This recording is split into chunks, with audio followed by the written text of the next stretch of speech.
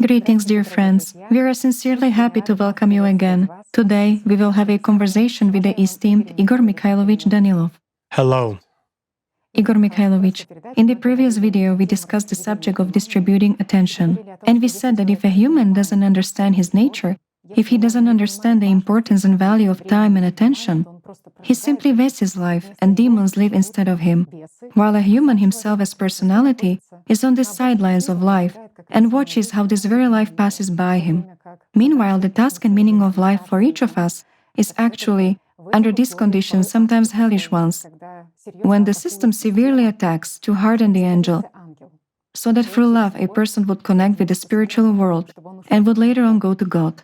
For this purpose, every day a person should not fall down, should not listen to demons in his head, but should remain a true human in everything and always. Right. And remain his true self. As a matter of fact, regarding the question of who is my true self, we receive a lot of questions on this subject from our friends. And we realize that in their lives, everyone faced the question, who am I if I'm absolutely different with different people? After all, our behavior essentially varies depending on who is near us. Therefore, a person always wonders, why do we behave like this? Why are we different with different people? Why does our behavior and our attitude to people change so much as if a completely different person is activated? What is that? Is it merely our desire to be liked by other people, or is there something greater behind it? Perhaps we are such multifarious, diverse, and multifaceted personalities, or on the contrary, does this indicate that there is no inner core in a person? For example, given that he is so unstable in various situations, what does the fact that we are so different with different people indicate? Well, I think it merely indicates that we are ordinary people. And in order to understand this, you should just look a little bit into yourself, into your behavior. Look, or rather, observe yourself, so to say, and it would be good to look from aside. Of course, if you have an experience of an observer, then observe how you behave, how your consciousness behaves, my friend, in various situations. Do you know what this will lead to? To a point that any person, by observing himself, how he changes in one or another situation, and indeed, people notice and ask these questions. You know, this is wonderful. It's wonderful that people are maturing, that they already begin to see simple, basic things, so to say, but they do see them, whereas before they didn't see that. After all, ask a person who is far from the knowledge and even more so from practice, does he change during the day? Well, yes, depending on my mood or something else. While in actual fact, friends, let's say there is such a very ancient profession to sell oneself. So, when we meet different people, we always sell ourselves. This is exactly the most ancient profession, and not what you've just thought. Isn't this true? It is. With friends, we behave in one way. Moreover, in one and the same group, we may be the life and soul of the party throughout our lives. In another group, we may be very mirthless, reasonable, and serious. While in a third group, we may be doormats. That's the way we are. And it's normal. You know, it's just that our friends really point out that they distinctly feel this division in themselves. However, you see, they encounter the following. It is one thing when a person might not trust other people or expect some kind of setup from them, so to say. But it's another thing when he doesn't trust himself because he sees how suddenly someone activates. And there is always a question who that is, who your true self is. Well, who is your true self? The most important question on the spiritual path is, who are you, right? When you answer it, all other questions already become secondary. And let's say, when a person understands who he really is, all the doors open before him, including the heavenly gate. Why? Because he no longer does those stupid things which he does in everyday life without understanding and knowing, playing the role of either one imp or the other. I mean, primary consciousness and secondary consciousness, because these are the most important manipulators. Now, let's look, for instance, a person behaves in one way with his management, in another way with subordinates, while at home he behaves in a third way, and even at home he may behave completely differently with different family members. Thus, a person is never stable and identical everywhere. Even if there are such people, excuse me, that's banal idiocy. I'm sorry, friends, but this is true. It's a mental disorder when a person is fixated on himself. There's one demon, and that's all. Usually we have a fight. I mean, what is the cause of all this? Primary consciousness and secondary consciousness. As personality, we do not perceive three-dimensionality at all. We observe this world through intermediaries, so to say. And those intermediaries simply manipulate us. They often involve us in the process itself, and we already perceive ourselves as a body. We perceive ourselves as primary consciousness or secondary consciousness, especially if we are preoccupied with some problem which primary consciousness has foisted on us. For example, let's say it tells you that you're sick or something else. It doesn't matter what hurts in your body. Your hair hurts, whatever, but you become fixated. My hair hurts, and that's it. Yes, some people will say, hair cannot hurt. It cannot. There are no nerve endings. But if primary consciousness wants it to hurt, it will hurt. And we won't get away from that. Because as personality, we do not perceive. We have no signal system at all which would connect us with the body, except primary consciousness. So exactly through it, we get everything. When we find ourselves in severe conditions, let's say, where we are forced to endure prolonged pain and suffering, and do not see any prospect, it would seem we can adapt, right? But if this pain and suffering alternate and change, and there is a panic state of primary consciousness, then we get involved and experience it as something independent. If we control ourselves as personality, all we have to do is disconnect, and we will rest somewhere on the beach at the time when the body and primary consciousness suffer. Everything is very simple. Indeed, it was very surprising when people who were very timid, maybe even outsiders in a group, suddenly, for the sake of attention, were ready to overcome some fears of theirs, to become authoritative and authoritarian people. And on the contrary, even those who... Tatiana, I'll even tell you that they don't overcome their fears. Let's say, it's not that they don't overcome these fears. They even don't have them while being in another group.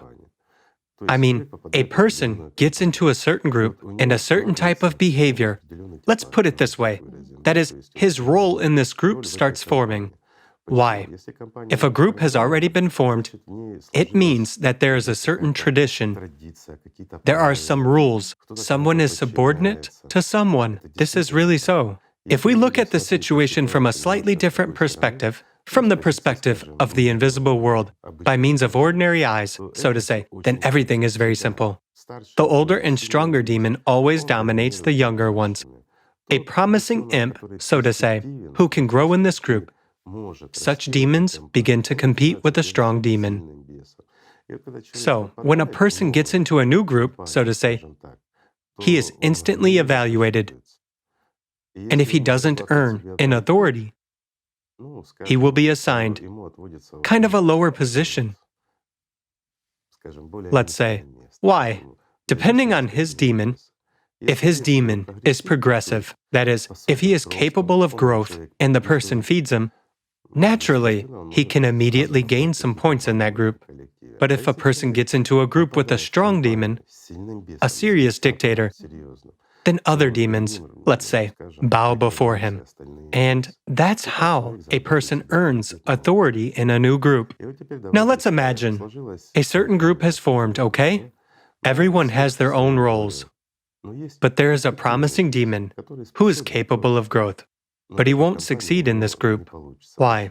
Because there are older demons, stronger ones, and they dominate him. But as soon as he gets into another group, where demons are weaker, so to say, he immediately starts dominating them. How many of such cases are there in history? Plenty. We have considered it from a slightly mythical perspective, or from a religious one, so to say. But it's the easiest way to understand how it happens. If you look at it from this perspective, then everything falls into place. My friends, I offer you to conduct the following experiment. Let's say there will be holidays soon, and everyone will meet. Regardless of a situation, holidays are holidays anyway. And often this implies feasts, gathering of friends, relatives, and the like. Yet just try to observe, abstract yourself as a personality from all this bustle, and just look at people's relationships. Remove this stereotype of relatives, close ones, friends, bosses, or someone else. Just by abstracting yourself from that, observe the group you will be in, so to say, and you will see how these shadows dominate people. I mean, it's very easy to feel that, especially for those of our friends who have spiritual experience and who are already able to perceive the invisible world, at least intuitively. And it is even better when they are able to observe it from the personality's perspective. Everything falls into place. That is, like people say, a person who is authoritative, smart, educated, he may dominate. Or, on the contrary, he is charismatic, rude, strong, and everyone is afraid of him. Or let's make it simpler, okay? 2 professors and 1 criminal are sitting together. Who will dominate whom? In this case, it's a good question. Will it be the repeat offender and thug who was imprisoned many times and is used to having tough conversations with his opponents?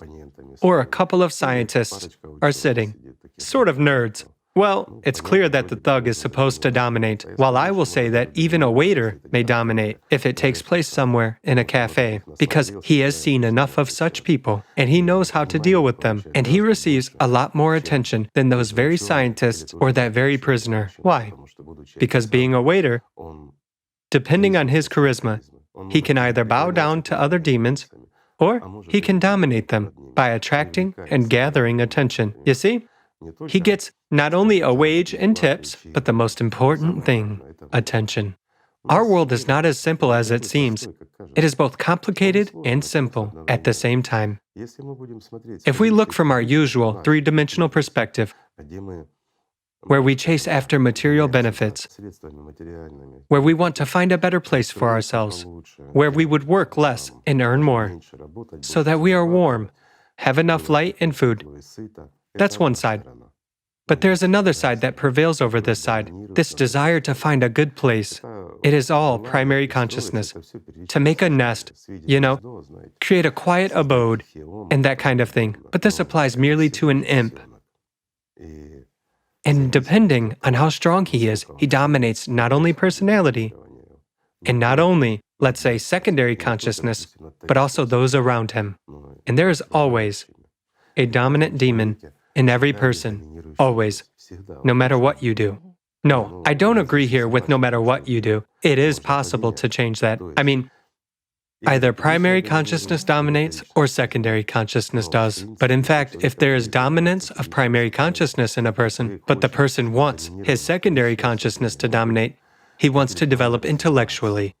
He has seen someone. His mirror neurons have triggered. He wants to be the same as some lecturer somewhere who gave some lecture. He was present at some event. An innovator. Yes, an innovator, to attract attention and collect more vril power, so to say. And so, he has such an idea, whereas here, primary consciousness has dominated all his life, which has made him simpler, dumber, more careful, such a little homey conservative. Is it possible to change this? Of course it is, easily. But it takes time. As a rule, if a person knows what he does, knows and understands how to develop it all, it will still take from 9 to 14 months. But a person can change this and raise a stronger demon, you see? Igor Mikhailovich, we have touched upon a topic. Just now you were talking about a conservative and an innovator. You know, I was very interested in research when scientists wanted to understand how people form their political orientation in general. In particular, there was research that studied conservatives and liberals, and it was mentioned there that political orientation is essentially determined by physiology, that conservatives are people who, well, they have a greater response to fright, for example, that the amygdala in their brain is bigger, that even if these people don't admit that they are frightened, or they are sincerely convinced of their courage, still their brain shows something completely different. So, are such political attitudes actually determined by our physiology or not? Yes, they are. If we take politicians, let's take, for example, the Republicans and the Democrats in one well-known country, so to say. Republicans are more conservative. Well, yes. They support inner development. Yes. They are calmer, whereas Democrats are hawks. They are sort of like... Democracy should be all over the world. Right. Mhm. Democracy should be everywhere, and so forth. So if we look reasonably from the outside, with the exception of those people who don't care where to belong as long as it is profitable, you know, there are such types of people who are both here and there, but still, they are dominated by primary, not secondary consciousness. Then I would divide them in the following way. Republicans are people who are mainly dominated by primary consciousness, while Democrats are those who are dominated by secondary consciousness. But there may be substitutions here. I mean, primary consciousness, if it's a very strong, such a serious demon, it can drive secondary consciousness in order for it to accumulate experience, practice, cunning, theatricality, and everything else. But still, the primary one will dominate. It will force the secondary one, you know? Let's just say, To attain comfort. I'll give you a simple example. If we look at how a pride of lions lives in the wild, as a rule, they live around one or more packs of animals, deer or something else, and they kind of herd and protect them. Why? It's their food. So if you observed, there's a pride lying. A lion and lionesses are lying, while goats are walking next to them, stepping over them, grazing and so forth, and no one touches them. Why? Because it is prey of the lions. It is their food, and they, on the contrary, guard it, and as long as they are fed, they won't hurt anyone. This is exactly the point. When primary consciousness is very strong, but it needs to achieve some benefits for itself in order to solve its problems. For instance, to improve the house or something else, you know, that kind of thing. Again, what is primary consciousness? It is selfishness, narcissism, and all our, let's say, bad manifestations in this world. That's what primary consciousness is. What is secondary consciousness? How does it manifest itself in everyday life? In everyday life? I mean, we know that it's a variety of thoughts, secondary consciousness. Okay, let me give you an example from everyday life, a simple one. Let's imagine that a shelf or a door has warped in the kitchen. You open it, and it needs repairing, for example. What does primary consciousness do? It takes a screwdriver and simply tightens a bolt on the hinge to straighten the door itself. What does secondary consciousness do? It accesses the internet, opens the design of this hinge, and starts watching for a whole week or more how to adjust this hinge correctly before it takes a screwdriver and simply tightens it. That's the difference. Also, how can we identify what type of person is? Namely, what predominates in him? Primary or secondary consciousness? You can tell that easily by just visiting a person's home. If you go in and he has everything lying in its place, pencils are arranged in a proper order, in a line, everything is clean, everywhere. Every little cloth in the kitchen is in its place. Everything is perfect. This is primary consciousness. Why? It gives a person no rest when something is out of place. Whereas if you enter a house, let's say, and everything is like among normal students, everything is as usual, that's secondary consciousness. Why? Because a person doesn't live by this earth, by the house. He lives by completely different things. He is in creative search, and he has a much broader interest. Here's a simple example. Okay? If we come up to the work desk of a genius and a pseudo-genius, do you know what the difference will be? No. A pseudo-genius who is dominated by primary consciousness. In fact, if a person is dominated by primary consciousness, he can never be a genius. This is a fact. He will be too lazy. He will have the potential, easily, but he won't be able to fulfill it. But since his mirror neurons function, he sees how other people become, let's say, authoritative and outstanding, and he wants glory too. What do such people do? They also begin to write some works and achieve something. Again, those who have a dominant primary consciousness are very ambitious careerists, and they are very lazy. They are very cruel to their subordinates and very subservient to their bosses. This is primary consciousness. Such people are opportunists. By the way, there are plenty of them in politics. Here's a simple example for you. As well as in science, as you said, that's the reason why any academician may be a child. Yes, of course. With the activation. And again, his desk will be in perfect order. As a rule, his desk is practically empty because all the books on the shelves are in a row. Everything is neat and tidy. He sits down, works for 5 minutes, writes his name somewhere on someone else's paper, as a rule, and that's it. Thus, he has everything clean and tidy. If we approach the desk, the work desk of a real genius, everything will be messed up. In chaos. Literally, in chaos. But this chaos will be extremely orderly, and God forbid someone moves at least anything. Why? Because he has everything laid out the way it is convenient for him. It can lie for months while the person is working, or he may be working on some kind of scientific research or something else. He may have reference books and whatnot lying around. Regardless of the fact that nowadays we have gadgets, we have the internet, and everything seems to be available. In actual fact, very few books, especially professional, necessary scientific books, have been digitized.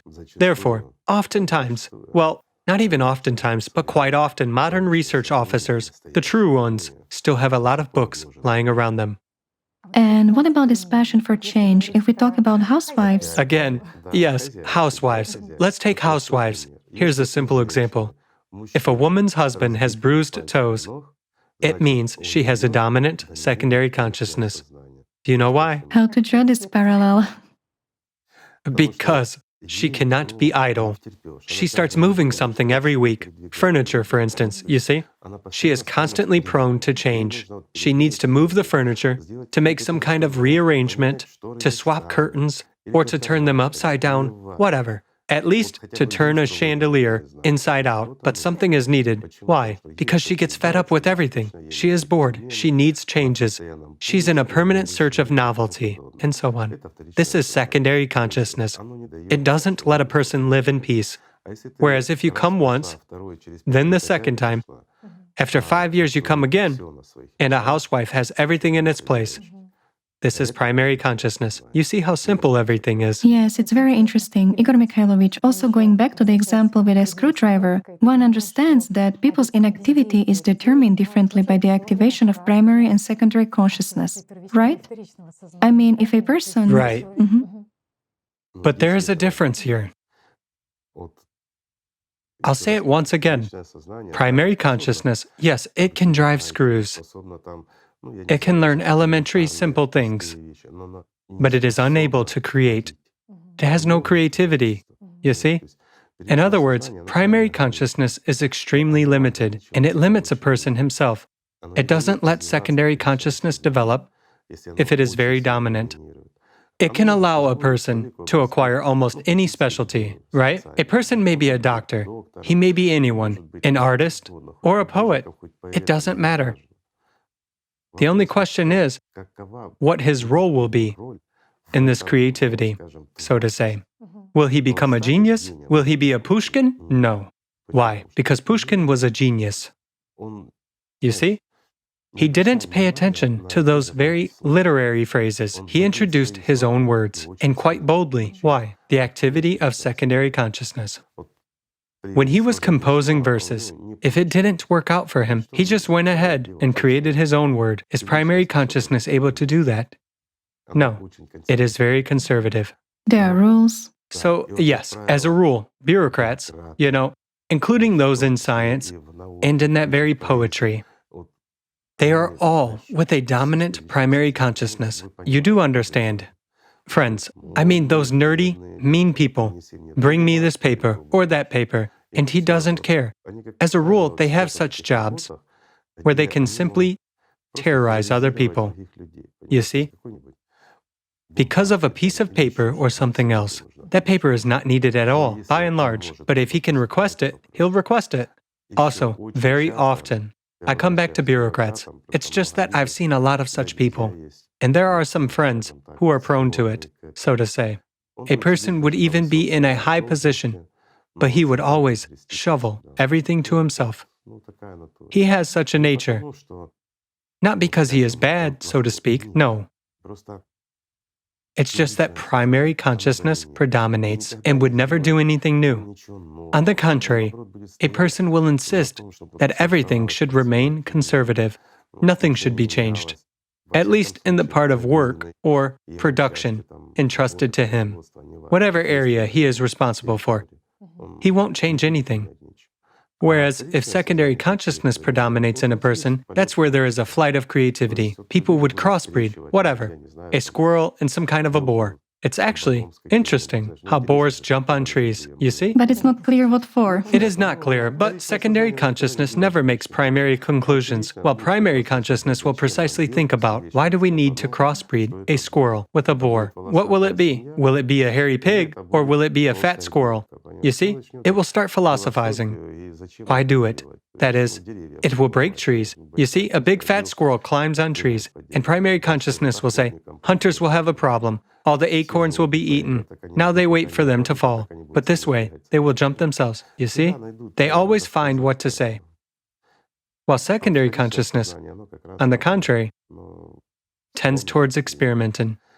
So as they say, what is better, primary consciousness or secondary one? Balance, friends. The best is balance, and the best is to have a developed personality. Whereas both primary and secondary consciousness should be in the service of personality. That is, a human should subdue those demons. You see, we are already approaching the fact that there is not just one demon in a human, yet there is always a dominant one. So in order for demons not to dominate personality, personality must dominate demons, and they must be obedient and tame. Why? Because it is precisely you as personality who feed those parasites. Well, on the one hand, some people will say, what about parasites? It's impossible to live without them. Yes, it's impossible. But all their activities, so to say, boil down to one thing, to consume. Both primary and secondary consciousnesses are consumers, and they have nothing sacred. And they are completely disinclined to religion or anything else. This is really true. They can pretend. Well, my friends, haven't you seen, let's say, people who are fanatically devoted to some religion, who stand up for that religion, but in fact, they are full of sins. You know, as it is said, it's better to share bread with an executioner than with such a fanatical person. Isn't this true? It is true. So everything is simple. A human must develop as personality, and these demons must serve a human. They must be in slavery to a human as personality, because a human feeds them. He feeds them with his life. However, if they dominate, a human will not have life. He'll live his whole life. Yes, I agree. Life may be bright. A person may be a Nobel Prize winner. His whole life is cheerful and beautiful. I don't know. He is on stage, everybody loves him, and so on. But what is next? Human life is actually so short. It passes like an instant, and if a person doesn't understand that, it's a problem. Yet, he cannot understand that from the position of primary consciousness. It doesn't understand time, and especially secondary consciousness doesn't understand time. It doesn't perceive it. Personality poorly perceives time too. Why? Because it is nothing but a reflection of eternity, and it must return to eternity. But in any case, personality feels loss and prospects. And this is important. That's why everything good comes from personality. Conscience, love. It is all from personality. That which is even able to overpower both primary and secondary consciousness. You know, when you meet people who say, let's put it carefully. They do the job even by taking other people's lives, but when their conscience wakes up, even their hand stops. And the question is, how can such a thing happen? After all, it is their job. They are sort of inhumane. No, friends. As long as a human is alive, as long as he has a soul, he is human and can change a lot. That's the truth. It is clear that if he took a lot of lives, or he took someone's life for his own benefit in general, of course he won't be able to attain heaven. But at least by doing a lot of good, a human can gain peace, whereas peace means a lot. So no one but personality knows what it is, neither primary consciousness nor secondary consciousness. Why? Because what is hell? And what is scary for a human as personality is heaven for them. Why? Because they will be in their habitual demonic environment. They will continue to dominate over personality in exactly the same way. It's just that, later on, personality gains its own understanding, and subpersonality clearly understands that it is personality, that there are those demons which are definitely no longer a part of the human, but they continue to dominate as they control memory and many other things. Let's say emotions, because subpersonality has emotions. Yes, it has no body, no chemical reactions, but, the body is gone, but pain remains. And that's the paradox which primary consciousness precisely causes. It replays various combinations, reconstructing one or another situation to the smallest detail, where a person did something wrong for which he is now being punished. Secondary consciousness will tell him how he should have acted, and it will be like that for centuries, billions of times. It's like adding insult to injury. That's why peace is much better for personality than suffering. You see how simple everything is. And everything is in our hands. We understand. Absolutely. There is an option: you either serve consciousness and it actually runs you aground, Surely. or it throws you somewhere onto the reefs, like a ship, or these consciousnesses serve you as personality. And any generation of ideas goes in the direction that personality, a human as personality, sets. In any case, personality finances and pays for all this. Yes, right. And personality is actually the ordering party of it all. For example, a person is a creative individual, okay? Consciousness begins to create, and it actually creates. It creates in everyone, even in lazybones. Really. Who hasn't had ideas arising in his head? This is when malfunctions occur, Let's say any equipment glitches, and that's where this balance is disturbed sometimes. Even if a person is, let's say, on primary consciousness, everything is as it should be. He's a conservative. He is always lazy. He is dissatisfied with everybody. He wants to be left alone, but at the same time, praised by everyone. But suddenly, when he encounters something, let's say a bicycle, pictures begin to form in his head, all by themselves, about how he can improve the bicycle, how he can make. He doesn't ride it at all. He saw it on TV or on the internet. Kids are riding bicycles. He doesn't order that, but he simply paid attention to a bicycle. For example, a mountain one. Kids are riding down the slopes. And secondary consciousness activates, which begins to flood him with different pictures and ideas of how this bicycle can be upgraded, and so on. And a person will spend an hour or two sitting or lying, it doesn't matter. And he will be analyzing in his head how he can change the tire tread, how it will grip the ground better, how to improve shock absorption so that it doesn't affect the biomechanics of a human, so that the capsules with the synovial fluid wouldn't be destroyed in children's large joints when their bicycles hit the ground, and so that small joints wouldn't suffer either. Sort of biomechanics is activated, plus the mechanics of the bicycle. Then after 2 hours, the person suddenly recalls that he doesn't even know how to ride a bike, and he has never been an innovator. And why would he need that, Secondary consciousness takes what belongs to it, but imagine, for 2 hours of his life, The person was pondering something he doesn't need at all. Who hasn't encountered that, friends? I have exaggerated a little bit. It doesn't necessarily mean that you'll spend 2 hours analyzing a bicycle, which you, my friend, won't be making, but this happens quite often. I simply understand that if we translate the topic of our conversation today into the topic of building the creative society, it becomes clear how actually differently, while sometimes in tandem, both the primary and the secondary consciousness stop a person from either informing about the creative society or... Let's put it simply. At the primary stage of informing, consciousness surely interferes. Primary consciousness says, how will this person react? Do you really need that? Or, you will phone him tomorrow. You already have something to do. Why don't you lie down and watch a movie, right? Why would you call your friends? Imagine if you got a call right now and someone started telling you about the creative society, right? And so forth. While on the other hand, secondary consciousness turns on and already starts dreaming about how good it would be if there was a replicator, or how good it would be if there was an FFG, right? When you have free energy, when you don't need anything, you don't have to run to work to make money. You already have everything in abundance, you see? But at the same time, primary consciousness immobilizes you, you see? While some people, vice versa, those who are, let's say, pushed by that very primary consciousness, it tells them, run, do something. Why? Because in the creative society, you will get such and such benefits. Comfort. Right, comfort. And you will actually solve your problems. It tells a person, hurry up and do it.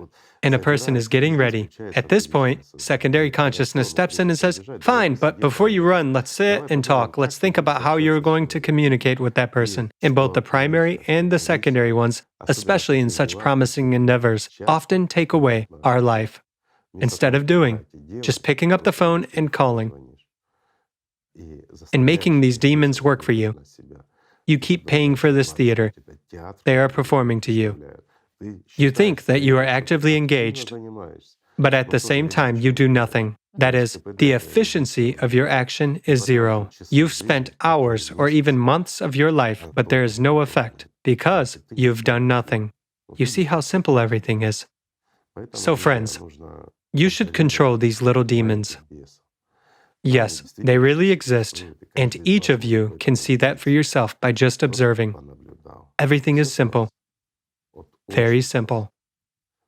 But on the other hand, you can turn them into wonderful helpers, yet they will only ever work for a cookie.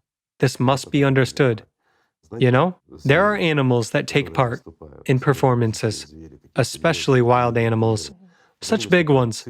Bears and tigers. They perform in circuses and do some stunts or even ride bicycles. But if you don't feed them, will they do it? That's the answer. Right? Right. Then they won't even be afraid of a whip. Therefore, they have to be fed. And for a dainty, that is, for extra food, they will serve a human, entertain him. So will these demons. You should feed them for bringing you benefit. Not because they take away and eat your life and live instead of you. And if you don't want to be a slave, their slave, after the death of the physical body, right now, go ahead and train them and don't give them any slack, then everything will be fine. Meanwhile, personality should generate love and strive for home, for eternity, for God's world. Let's say, for where it came from, no matter how you slice it. Were it not for God's Spirit, personality wouldn't have been formed, right? Therefore, love is natural for personality. So friends, let us love one another. Thank you. Thank you so much. Thank you, friends. Peace be with you.